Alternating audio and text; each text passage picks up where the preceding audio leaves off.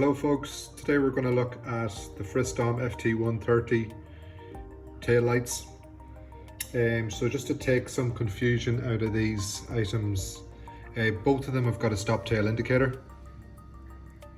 However, one of them has a fog, which is this one, 340138, that's our part number, and then 340139 has a reverse light.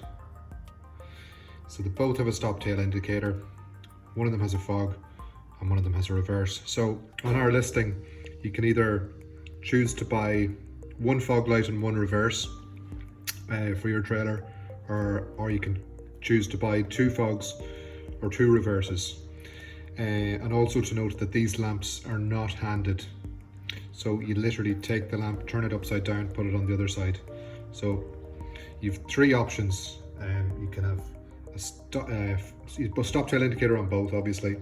So you can have stop tail indicator fog on both sides, stop tail indicator reverse on both sides, or a stop tail indicator fog on one side and a stop tail indicator reverse on the other side, whatever you want, whatever suits. So there you go. Hope that takes out some of the confusion.